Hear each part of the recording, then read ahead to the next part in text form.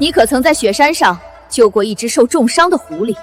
你最近如果有滑到一种超怪但又会忍不住看完的 AI 短片，应该有机会看过这种路线。明明画面很像邵氏电影，台词又超模型，剧情还会突然往你完全猜不到的地方暴走，像是什么雪山、狐狸、救援、反转、奇怪配音，每一秒都像认真拍的，但每一秒又都很荒谬。问题是这种片到底怎么做？今天我就不只讲概念，我直接用 Eddymaker 把这种爆红梗片的流程拆给你看。这支影片我会直接带你看3件事：第一，这种雪山救狐狸类型的片，爆点到底在哪？第二，怎么用 Eddymaker 加 AI 模型流程把它做出来？第三，这套东西到底是噱头，还是真的能帮你省时间？而且我不会只讲优点，我也会直接讲它哪里方便，哪里还是要手修。为什么这类影片会爆？先讲这类片为什么容易爆。它其实不是单纯因为 AI 很强，而是因为它踩中了3个很关键的东西。第一个，反差感，你看到的是很像正经电影的镜头语言，但内容却是在讲超荒谬的情节。第二个，节奏非常密，这种片通常不会给你太多空白，几乎每2到4秒就有新资讯，说什么？你倒是问啊！你没问，问什么？第三个，它很适合二创，因为你只要换一个角色，换一个地点，换一个荒谬设定，整支片就又能重新长一次。所以这类内容真正红的，不是因为它像电影，而是因为它用很像电影的形式去包装一个超适合社群传播的迷因结构。2. 今天测什么工具？那今天我拿来做这支片的主流程是 Hitpod Eddymaker。官方现在主打的是，它不只是剪片，而是把 AI 脚本、图生影片、字幕、翻译、配音、音乐这些功能都包进来。而且 4.8 日版新加了 F-Story Mode， 就是可以把一个故事、创意或剧本直接往完整成片去推。另外这版也补了 Pixverse V6、One 2.6、Lyria 3 Pro、Seedance 2.0。AI 跳舞动作那块则升级到 Clean 3.0。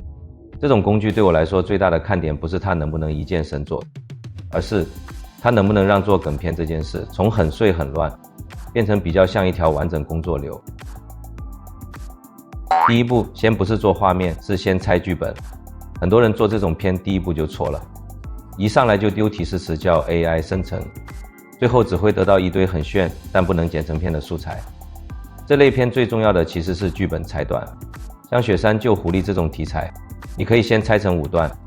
1. 危机建立，雪山上出事了。2. 主角登场，一个看似平凡但极度夸张的人物出现。3. 救援过程，出现一些完全不合理但超有戏的动作。4. 剧情反转，狐狸不是被救，可能还反过来拯救人类。5. 魔性收尾，一句让观众想留言的荒谬台词。如果你有完整故事， Eddymaker 4.8 的 F-Story Mode 就是拿来吃这种需求的。它主打能把创意或故事转成完整影片，连字幕、配音、背景音乐都往下接。但我要先讲一句实话，这种模式很适合拿来快速出版，不代表你就可以完全不改，因为迷因短片最重要的是笑点节奏，而笑点节奏这件事目前还是人比 AI 准。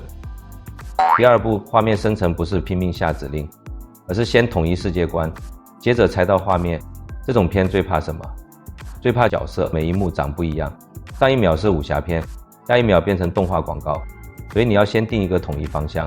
例如邵氏老电影感，雪山场景，荒谬武侠救援，夸张表情，戏剧化光影，有一点复古配色和颗粒感。详细生成指令我会贴在描述栏供大家参考。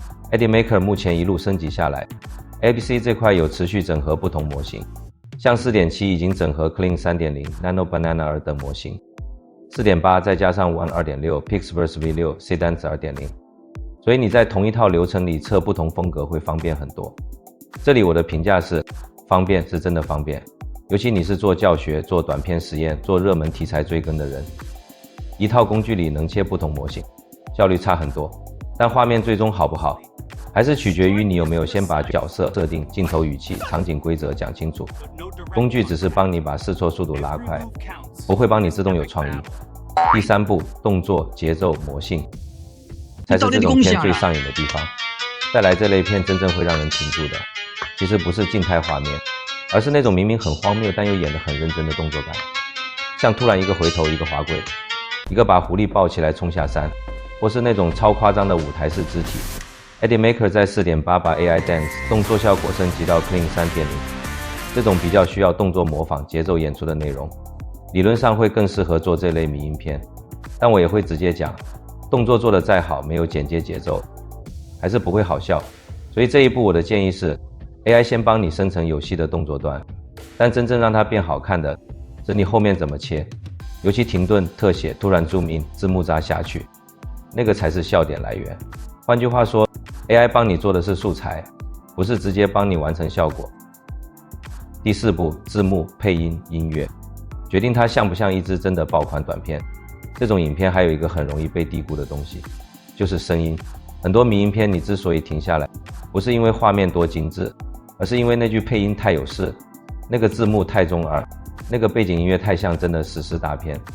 AnyMaker 原本就有 AI 字幕、语音转文字、文字转语音、影片翻译这些能力。4.8 又把 AI 音乐升级到 Lyria 3 Pro， 还支援参考图片生成歌曲或纯音乐。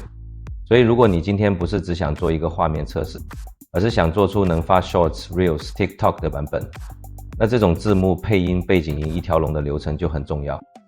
我的看法很简单，观众不一定会记得你用了哪个模型，但一定会记得那句字幕到底够不够洗脑。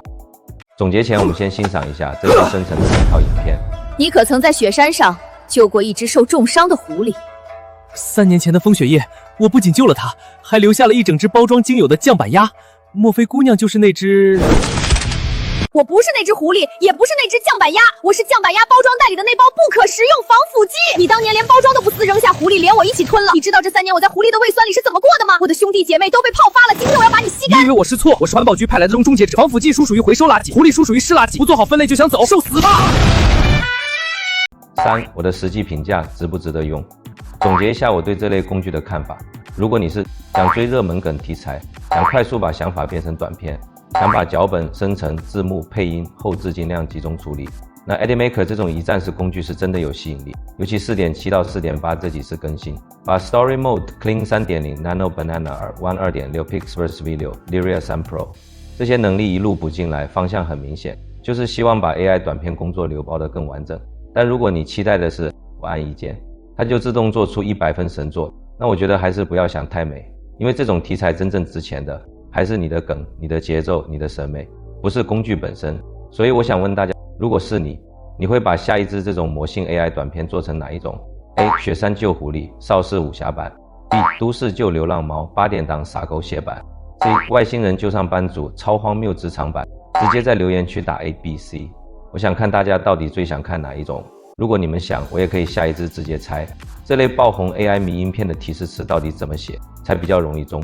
如果你想要更多关于 AI 创作自媒体经营的内容，记得按赞、订阅、开启小铃铛。我们每周都会更新最新实战技巧。